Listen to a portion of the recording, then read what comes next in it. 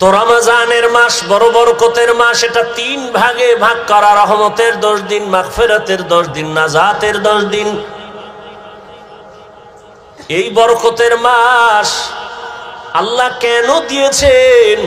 তাকওয়া অর্জন করার জন্য। তাকওয়া মানে আল্লাহর ভয়। আল্লাহর ভয় মানে কি? বলে আল্লাহর ভয়টা যার অন্তরে থাকবে ওই বান্দার নাম হবে মুত্তাকি। মুত্তাকিনদের জন্য বিনা হিসাবে জান্নাত। আল্লাহর ভয় যার অন্তরে থাকবে ওই বান্দা গুনাহ কখনো করবে না। আল্লাহর ভয় এমন এক দামি সম্পদ, এই ভয়টা অন্তরে জমা করাটা রোজার দ্বারা যেমন সহজ, অন্য আমলের দ্বারা সহজ না। যেমন রোজাদারকে দেখবেন সারাটা দিন রোজা রাখে, ক্লান্ত, ইফতারির আর আধা ঘন্টা সময় বাকি, তখন এমন ক্ষুধা লাগে পেটের ভেতরে, সামনে পানি তাই পাইলেই মনে হয় এক টানে 3 লিটার থাকবে না। সামনে 10 জনের ইফতারি দেশে 10 প্লেটে, মনে মনে কে তো আমার একারই লাগবে, কি দিল। মনে মনে দোয়া ইনুস পরে 2-1 জন উঠতে যাইতো, তাহলে ওই 2 প্লেট আমি পাইতাম। যদি বলা হয় এই রোজাদার বুঝছি খুব ক্ষুধা, তুমি দরওয়াজা জানালা বন্ধ করে যাও, একটা রুমের মধ্যে ঢুকে তুমি পানি পান করো, একা একা, কেউ দেখবে না, কোনো রোজাদার করবে নি। কেন? আল্লাহর ভয়। পানির মধ্যে ডুব দিয়ে গোসল করবে, কিন্তু 1 ঢোক পানিও পান করবে না, এটাই আল্লাহর ভয়। সামনে খানাও রেডি, পেটেও ক্ষুধা, খায় না। খানাটা তো আর হারাম না, এই মুহূর্তে খায় না কেন? আল্লাহর ভয়। এই সাধনাটা বাকি 11 মাস রাখো। রোজার মাসে যেমন সাধনা করছো, ক্ষুধাও আছে, খানাও আছে, খাও না কেন? আল্লাহর আইনে জায়েজ নাই। ঠিক 11 মাস এই আইনটা জারি রাখো, ক্ষুধাও আছে, খানাও আছে, পাইলেই খাইও না, আগে হিসাব করো আল্লাহর আইনে খানাটা হালাল না হারাম। 11 মাস এই সবক যদি আদায় করে তাহলে কেউ হারাম খাইতে পারে না। আর হারাম খাইলে এর শাস্তি কিয়ামতে হবে না, হবে দুনিয়াতেই। কিডনির উপরে আঘাত, লিভার নষ্ট। আর এই হারাম খানাটা আবার অনেক বাবা অবুঝ শিশু সন্তানেরও খাওয়ায়, হারাম টাকা কামাই করে। সন্তানের রক্ত পিওর, স্ত্রীর রক্ত পিওর, কোনো ভেজাল নাই। ও স্বামী নামের কুলাঙ্গার, তুমি হারাম টাকা কামাই করে ঘরের স্ত্রীর রক্ত কেন নাপাক করো বলো? ও বাপ নামের কলঙ্ক, তুমি হারাম টাকা কামাই করে তোমার অবুঝ সন্তানের রক্ত পবিত্র কেন নাপাক করো হারাম খাওয়াইয়া? আল্লাহর কাছে নিজের জবাবই দিতে পারবা না, আবার সন্তানটির জবাবও মাথায় নিলা। এমন বাপ হইছো কেন? বউ যদি চালাইতে না পারো বিয়া করছো কেন? রোজা রাখ 12 মাস। সন্তানের হক আদায় করতে না পারলে সন্তান নিছো কেন? এরে নবীর আশিক, আল্লাহর ভয় অন্তরে জমা করো। রমজানের রোজার মাধ্যমে এমন বরকত, একটা রোজার দাম কত? হাদিসে পাকে রহমতের নবী বলেন 1 রোজার দাম কয়েকটা জন্মগত কাক। কি চিনেন তো? একটা কাক জন্মগত, কাকের হায়াত অনেক বেশি। কাকের হায়াত কি? অনেক বেশি। একটা কাক জন্ম থেকে উঠাই ডানা মেলে যখন উঠতে শুরু করে খোলা আকাশে, ও যদি উঠতে উঠতে উঠতে উঠতে সামন দিকে যাইতে যাইতে যাইতে যাইতে বুড়া হইয়া যায়। কাকের হায়াত অনেক বেশি। বলে কত? কিতাবে আসছে 1000 বছর কমপক্ষে। তাহলে একটা কাক যদি জন্ম থেকে 1000 বছর খালি উড়ে, কত দূর যাবে? ক্যালকুলেটরে ধরবে? কম্পিউটারে আসবে? নবীজি বলেন একটা কাক জন্ম থেকে উঠতে উঠতে বুড়া হইতে হইতে কত দূর গেল? একটা রোজাদার এক রোজার বরকতে জাহান্নামের আগুন থেকে তত দূরে সরে যাবে।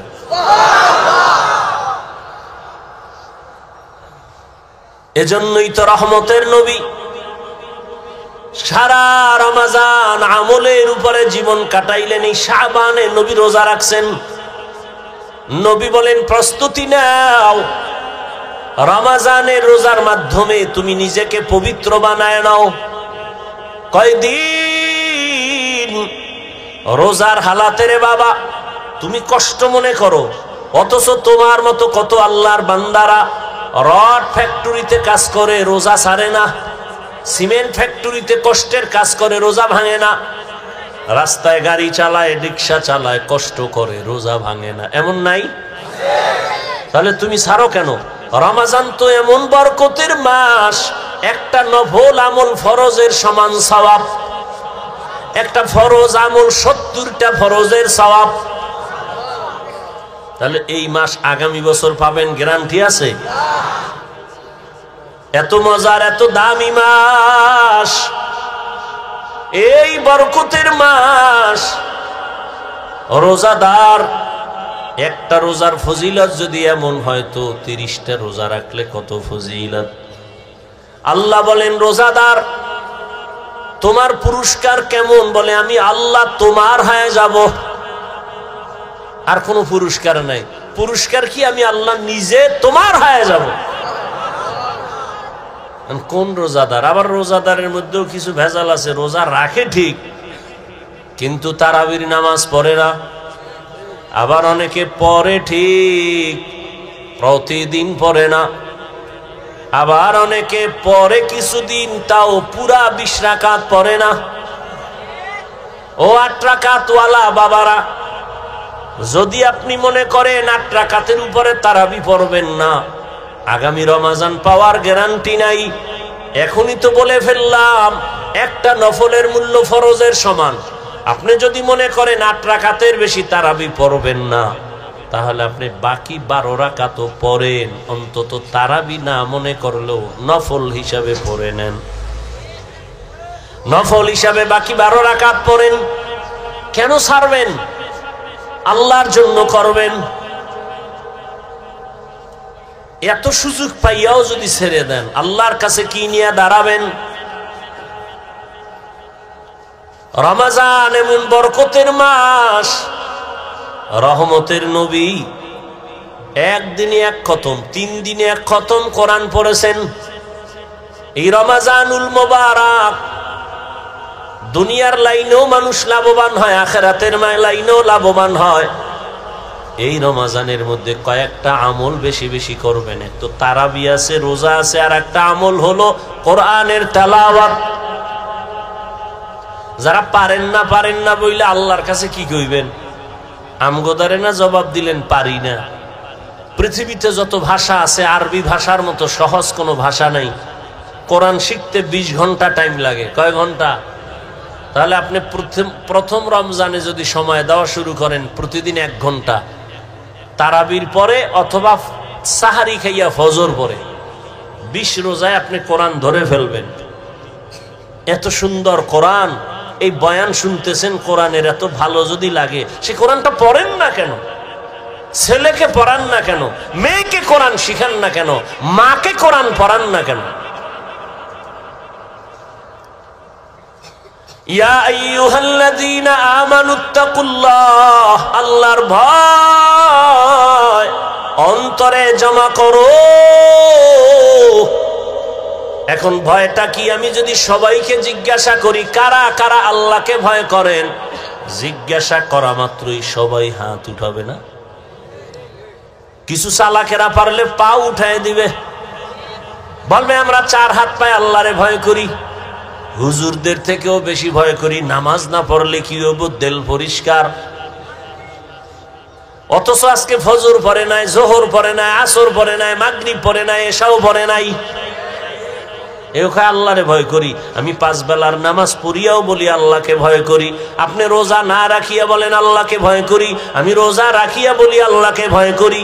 আল্লাহর ভয়, আসলে আপনার অন্তরে আল্লাহর ভয় নাই। কারণ যে একজন সাপ ভয় পায়, সাপ, সে সাপ ধরবে?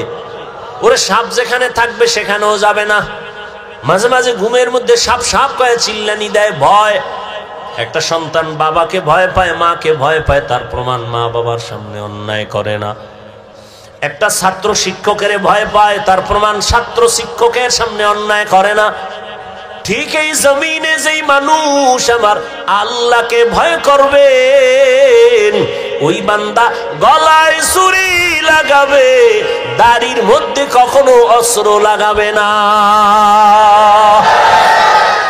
हर के दारत खौफे हक दर दिल मदाम जन्नतुल मावा देहद ओ रामक।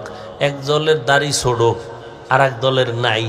ছোড়োওয়ালারা মনে করে মোটামুটি জান্নাতের মাঝখানে আছি, যারা পুরা ক্লিন একদিকে চাইয়া চাইয়া ভাবতে আছে এত শেষ। হ্যাঁ, ভালো করে মাসআলা শুনেন। যারা দাড়ি ছোট রাখে, ক্লিন রাখে, দোনো দলের গুনাহ সমান। দোনো দলের গুনাহ, গুনাহ টুনা তো পরকালের ভিডিওডি মরার পর নগদ একটা শাস্তি হলো যৌবন থাকবে না। এটা নগদ শাস্তি। কি থাকবে না? এই জন্য হারবাল কোম্পানির আমদানি বাইরে গেছে না, ওপেন চ্যালেঞ্জ দেয়। এই পরিমাণ বেলাজা বেহায়া জগতে আর আছে? ১৫০০ বছর আগে রসুল বলে গেছেন, লা ইমানা লিমান লা হায়া আলা, যাদের লজ্জা নাই ওদের ইমান নাই। আর মোবাইল তো আরো লজ্জা নষ্ট করে ফেললো। ঘরে ঘরে ঘরে ঘরে, রুমে রুমে মোবাইলের জেনা, চোখের জেনা, কানের জেনা, হাতের জেনা, অন্তরের জেনা। সারাটা রাত মোবাইলের দিয়ে তাকায় তাকায় গুনাহ, কবিরা গুনাহ দেখে, কবিরা গুনাহ দেখে। মাও দেখে, বাবাও দেখে, আমার ভাই দেখে, বোনেরাও দেখে। ঘরটা যেন জেনার আড্ডাখানা, সারা রাত শুধু জেনা চলে। আল্লাহ মাফ করেন, এমন অন্যায়। ও যুবক, 40 বছর পর্যন্ত তোমার চেহারাটা উজ্জ্বল থাকবে, নষ্ট হবে না। কিন্তু কি দুঃখ, আজ তোমার চেহারা দিয়ে তাকাইলে কেন মায়া লাগে না? কেন চেহারায় নূর নাই? মোবাইলের গুনার কারণে চেহারা নষ্ট হয়ে গেছে। আর কুলাঙ্গার কিছু বাপ আছে, সাহারি খাওয়ার সময় মা ডাকে, বাবা ওঠ, 2-1টা রোজা রাখ। বাবা একা খবরদার রোজা রাখাই ওনারে বিবি, রোজা রাখলে ছেলেটার চেহারাটা নষ্ট হয়ে যাবে। ওই বাবারে পাইলে জিজ্ঞাসা করতাম, এই বাপ নামের কলঙ্ক, সন্তান রোজা রাখলে তোমার চেহারাটা নষ্ট হবে সন্তানের। মোবাইলে আকাম কইরা কইরা যে চেহারাটা নষ্ট করলো, বলো কোন বিউটি পার্লার তোমার চেহারাটা ভালো করবে? আল্লাহর কসম, মৃত্যু পর্যন্ত দুনিয়ায় কোনো মেডিসিন নাই যে সন্তানের চেহারাটা ভালো করবে। বরং 40 বছরের আগে চেহারা থাকবে উজ্জ্বল। কোনো মেডিসিন মারবি, চেহারা ডিসকালার হবে, গোডা হবে, এ গোডা আর যাবে না। হ্যাঁ, যদি নেক আমল করো, তওবা করো, চেহারা আবার ফিরে আসবে। আর ঠিক মতো 5 বার ওযু কর, চেহারায় কোনো ক্রিম লাগবে না, আল্লাহর কসম। 5 বেলা ওযু কর, ওযু করবি, চেহারার নূর বেড়ে যাবে। তখন তোর নেকাব লাগায় চলতে হবে, নাহলে যে দেখবে হেই পাগল হয়ে যাবে। বলবা হাফিজ ভাই তোমার না, আমিও তোমাকে বলছি ঠিক, আমিও পরিপূর্ণ গুনাহমুক্ত হতে পারি না। যে ব্যক্তি গুনাহমুক্ত হবে, ও জিহ্বা দ্বারা যা চাইবে নগদ আল্লাহ সাথে সাথে দিয়ে দিবেন। যার চোখ পবিত্র, ও অনেক কিছু দেখবে যা সাধারণ মানুষ দেখবে না। যার জবান পবিত্র, ও যা চাইবে যখন চাইবে আল্লাহ তখন দিবেন। তো পবিত্র না তো। ভাইরা আমার, আল্লাহ গুনার কারণে চেহারা নষ্ট হয়, নেক আমলের কারণে চেহারা সুন্দর হয়, ভালো হয়। এরে আল্লাহর গোলাম, এই জন্য আল্লাহ বলেন আমার ভয় অন্তরে জমা করো। আল্লাহর ভয় যদি থাকে, ওই বান্দা মরিয়াও গেলে গুনার কাছেও যাবে না। এরে আল্লাহর বান্দা, ও আমার যুবক, আমি তোমাকে এতক্ষণ বয়ান যা করতেছি একবারও কিন্তু বলি নাই তুমি আমার মতো টুপি লাগাও। আমি একবারও বলি না আমি কওমি মাদ্রাসায় লেখাপড়া করেছি, তোমরাও মাদ্রাসায় যাও। আমি দাওয়াত ও তাবলীগের লাইনের সন্তান, কিন্তু একবারও বলি নাই তুমি তাবলীগে যাও। আমি কওমি মাদ্রাসার সন্তান, আমি পীরের মুরিদ। আমি কির মুরিদ? খালি মুরিদ না, লাখে একটা মুরিদ আমি। কেমন মুরিদ যে পীর মুরিদির বিরুদ্ধে যারা, তাদের বিরুদ্ধে আমি যুদ্ধ ঘোষণা দিছি। কেমন যুদ্ধ? এই জমিনের মধ্যে যে বলবে আমরা পীর আউলিয়া মানি না, ওলি মানি না, আউলিয়া মানি না, আল্লাহর জাতের কসম আমি বলবো তারা কোরআন মানে না, বুখারী শরীফ মানে না, তারা ভণ্ড ভণ্ড ভণ্ড। এদেরকে যারা ভণ্ড বলবে না তারাও ভণ্ড। এবার বুঝো আমি কেমন মুরিদ। কিন্তু একবারও আমি কাউকে বলি না ও বাবারা তোমরা পীরের দরবারে যাও। আমি বলবো কি? আমি বলবো ও যুবক, তুমি স্কুলে পড়ো ধন্যবাদ, তুমি চাকরি করো ধন্যবাদ, তুমি কলেজে পড়ো ধন্যবাদ, তুমি ব্যবসা করো ধন্যবাদ, আমি তোমার জন্য দোয়া করে গেলাম বাবা। তোমার মাদ্রাসায় যাওয়ার কোনো প্রয়োজন নাই। ও বাবা, তুমি যেই লাইনে আছো থাকো, তবে আমি দোয়া করি তুমি একজন ব্যবসায়ী হও, চাকরিজীবী হও, ডাক্তার হও, ইঞ্জিনিয়ার হও, তুমি একজন প্রফেসর হও, তবে একটা দাবি ছোট, বেয়াদব জীবনে হইও না রে বাবা। বলবা হাফিজ ভাই বেয়াদব হব না, তার ব্যাখ্যা কি? 3 জায়গায় বেয়াদবি করবা না তো মরার আগে জীবনটা নষ্ট হয়ে যাবে। 1, মা বাবার সাথে বেয়াদবি করবা না। 2, শিক্ষকের সাথে বেয়াদবি করবা না। 3, ওলামায়ে কেরাম মুরব্বীদের সাথে বেয়াদবি করবা না। মা বাবার সাথে যদি খারাপ আচরণ করো, বদদোয়া করা লাগবে না। মা কষ্ট পায় যদি বলে আহ, এই যে একটা নিঃশ্বাস, এটা আগুন হয়ে তোর কপাল পুড়ে ফেলবে। শিক্ষক যদি তোর আচরণে কষ্ট পায় বলে আহ, এই নিঃশ্বাসটা তোর কপালে লাগলে তুই শেষ। আলেমের অন্তরে কষ্ট দিলে, আলেম যদি আহ শব্দ বলে তোর কপাল শেষ। এই জন্য বলি তুমি ডাক্তার হও, বেয়াদব হইও না। ইঞ্জিনিয়ার হও, বেয়াদব হইও না। চাকরিজীবী হও, বেয়াদব হইও না। তুমি ব্যবসায়ী হও, বেয়াদব হইও না। মা বাবার দোয়া নাও, শিক্ষকের দোয়া নাও, ওলামায়ে কেরামের দোয়া নিয়ে সামনে আগাও। তো ডাক্তার হলেও তুমি সফল, ইঞ্জিনিয়ার হয়েও তুমি সফল, তুমি ব্যবসায়ী হলেও সফল। সবার দোয়া থাকলে দুনিয়ার সব দুনিয়া ধ্বংস হবে। আলেমের দোয়া যদি থাকে, মা বাবার দোয়ায় তুমি কখনো ধ্বংস হইবা না। ওই মা বাবার দোয়া নিয়া রহমতের নবীর আদর্শ মেনে জীবনটা চালাও। মা বাবার দোয়া নাও। এবার বাস্তবে একটু তাকায় দেখো তো, আমি যে কথাগুলো বললাম এই কথার মানদণ্ডে কেউ চলেনি। তোমার লাইনে তাকাও, জীবনে মাদ্রাসায় পড়ে নাই, জীবনে কোনোদিন মাদ্রাসায় যায় নাই, আলিফ বা তাও শিখে নাই। তোমার মতো জেনারেল লাইনের যুবক 5 বেলার নামাজ পড়ে, স্কুলে পড়ে, কলেজে পড়ে, নামাজ ছাড়ে না। সত্য কথাটা স্বীকার করো, আসেনি? আর কি ওয়াজ শুনবা? এই ওয়াজটাই তোমার জীবনের আসল। নিজেরে বুঝাও। তোমার মতো যুবক স্কুল কলেজে পড়িয়াও যদি নামাজ পড়ে, বলো তুমি কেন পারো না রে বাবা? তোমার মতো যুবক তাকায় দেখো, ব্যবসা করে, চাকরি করে, র্যাব, আর্মি, পুলিশ, বিডিআর, 5 বেলার নামাজি আছে। তোমার বিবেকের কাছে প্রশ্ন, বলো তুমি কেন পারো না রে বাবা? তোমার মতো যুবক ডাক্তার, প্রফেসর, ইঞ্জিনিয়ার, 5 বেলার নামাজি অভাব নাই, রাস্তায় গাড়ি চালায়, 5 ওয়াক্ত নামাজ পড়ে নাই, বলো তুমি কেন পারবা না রে বাবা? তোমার মতো যুবক শ্রমিকের কাজ করে, নদীর মধ্যে মাছ ধরে, নামাজ ছাড়ে না, বলো তুমি কেন পারবা না?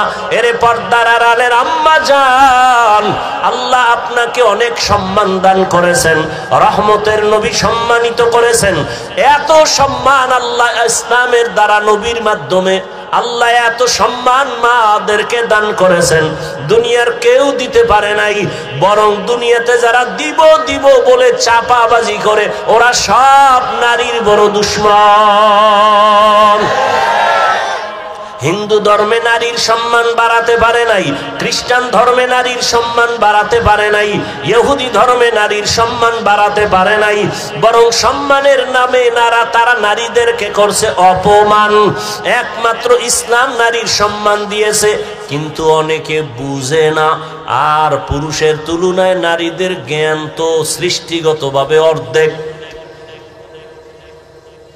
জন্মগতভাবে সৃষ্টিগতভাবেই নারীর জ্ঞান পুরুষের তুলনায়। এরপর যদি নারী আবার বেগানার নজরের বরকত লাগায় তাই তো আরো কমে। এরপরে যদি খায় হারাম তো আরো কমে। এই মেধা দিয়া যদি চিন্তা করে আল্লাহ নারীর উপরে ইনসাফ করে নাই। কয় কেমনে? কয় বাবার সম্পদ ছেলে পাবে ডবল, মেয়ে পাবে সিঙ্গেল। আল্লাহ মেয়েদের কম দিলেন কেন? মেয়েদেরকে কম দিয়েও ছেলেদের বেশি দিয়েছেন। এই বুঝার মতো আম্মাজানের মেমোরির জিবি নাই। এই মিয়া 1 জিবি আর 4 জিবি সমান। আপনার জিবি 1, আপনি 4 জিবি লয়ে যদি ধাক্কা ধাক্কি করেন তা আপনারটা তো হ্যাং হয়ে যাবে। আরে আম্মা জান, আপনাকে অর্ধেক দিয়াও ছেলের থেকে বেশি দিছে, এটা বুঝার মতো মেধা বুঝি আল্লাহ আপনাকে দেন নাই রে মা।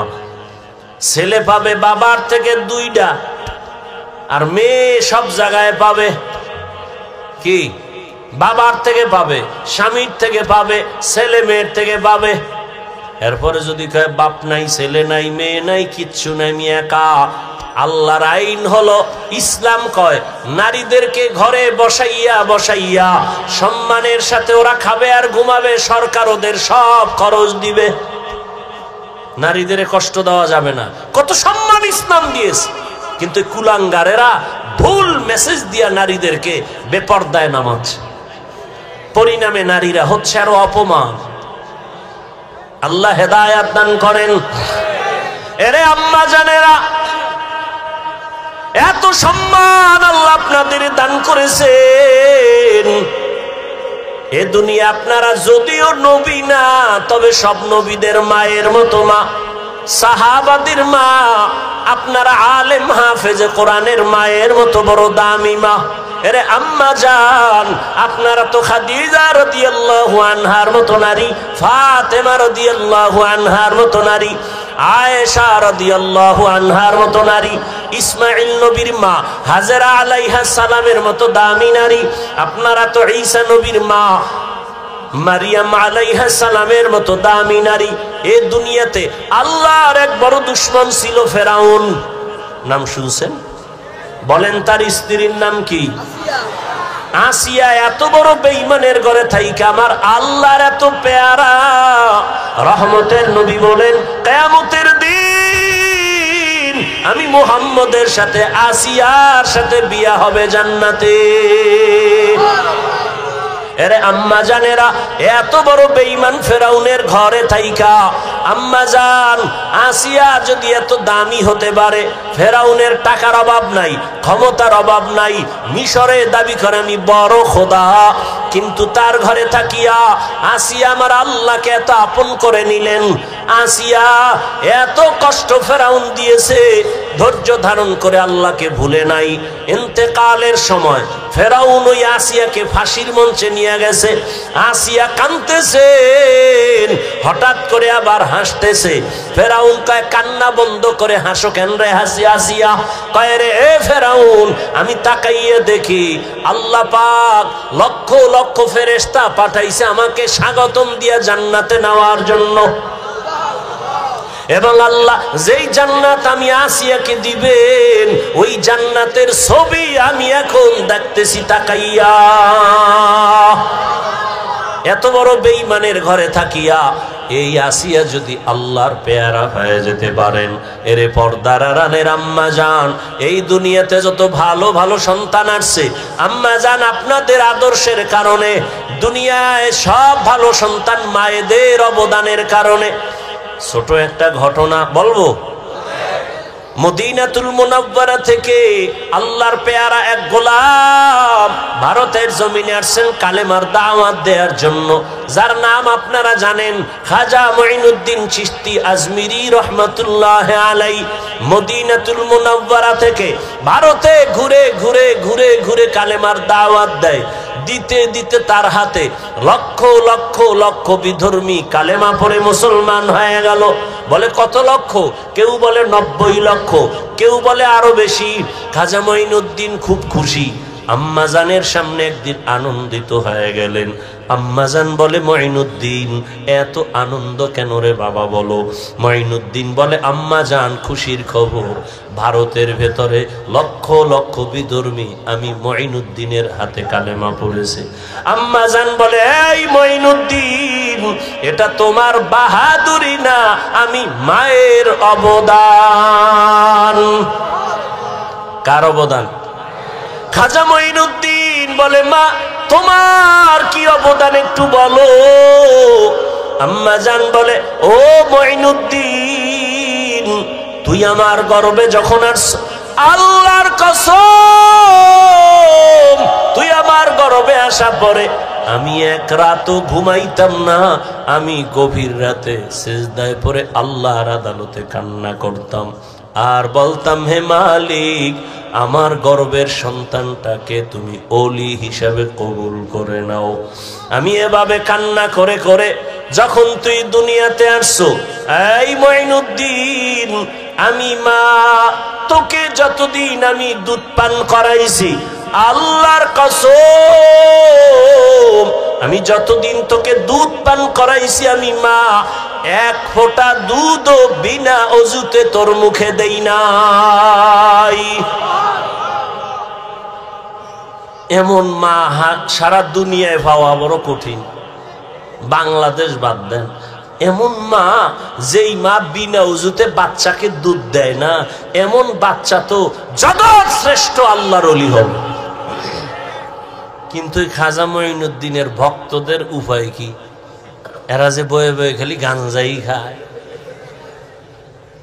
একটার চেহারার মধ্যে মদিনার কোনো নিদর্শন নাই।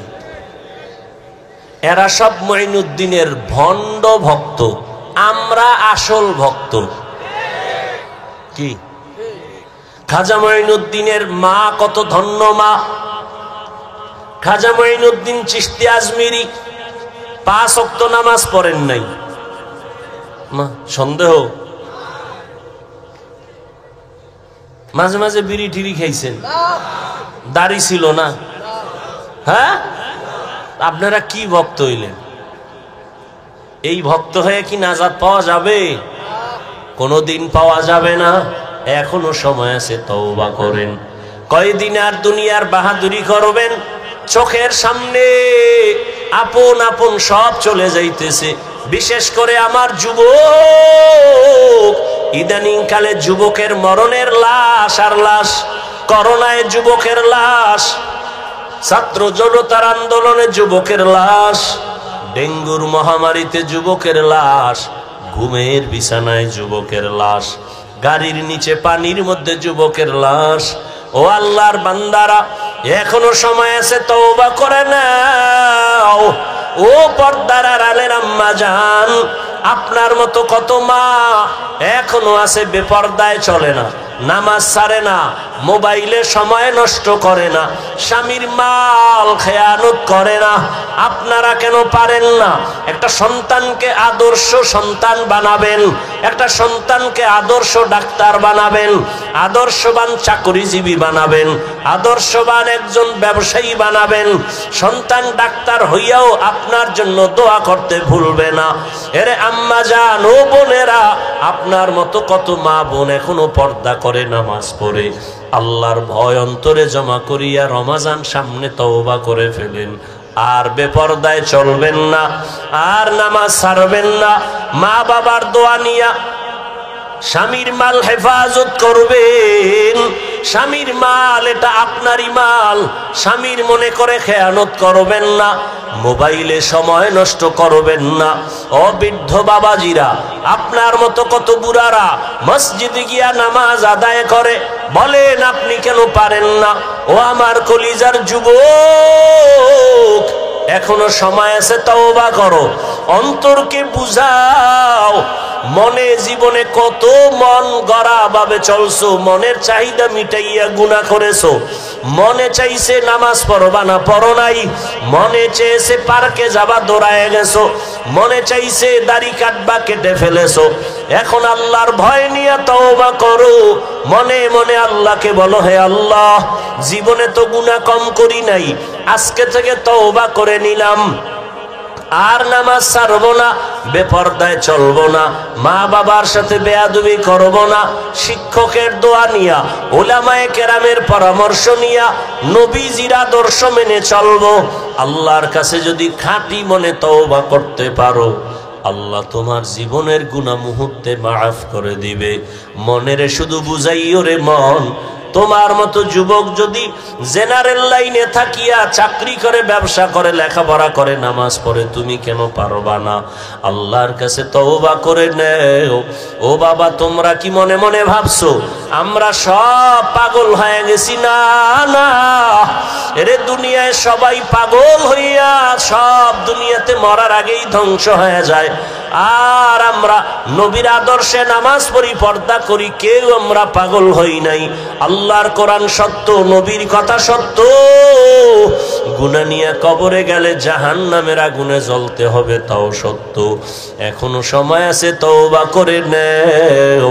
অন্তর যদি তৈরি হয়ে থাকে, মার গুনাহ করবা না, নামাজ ছাড়বা না, বেপরদায় চলবা না, দাড়ি কাটবা না, মা বাবার দোয়া নিয়া, শিক্ষকের দোয়া নিয়া, উলামায়ে কেরামের পরামর্শ নিয়া, নবীর আদর্শ নিয়া চলবা। তওবা করার মতো যদি কারো অন্তর তৈরি হয়, মুনাফিকি যদি না থাকে, খাঁটি তওবার নিয়ত যাদের আছে, দুটো হাত আমার আল্লাহকে দেখাইয়া দাও। আয় আল্লাহ, হাতগুলো কবুল করে নেন, তওবা কবুল করে নেন। তওবার উপরে মজবুত হইয়া আমাদের সবাইকে গুনাহ মুক্ত হয়ে চলার তৌফিক দান করেন, আমিন। আলহামদুলিল্লাহি রাব্বিল আলামিন, ওয়াসসালাতু ওয়াসসালামু আলা সাইয়্যিদিল আমবিয়াই ওয়াল মুরসালিন ওয়া আলা আলিহি ওয়া আসহাবিহি আজমাইন। ইয়া আরহামার রাহিমিন, ইয়া আরহামার রাহিমিন, ইয়া আরহামার রাহিমিন। রব্বিরহামহুমা কামা রব্বায়ানি সগীরা। আল্লাহুম্মা ইন্নাকা আফুউন কারীম তুহিব্বুল আফওয়া ফা'ফু আন্না। আল্লাহুম্মা ইন্না নাসআলুকা রিযাকা ওয়াল জান্নাহ ওয়া নাউযু বিকা মিন সাখাতিকা ওয়ান নার। রব্বিরহামহুমা কামা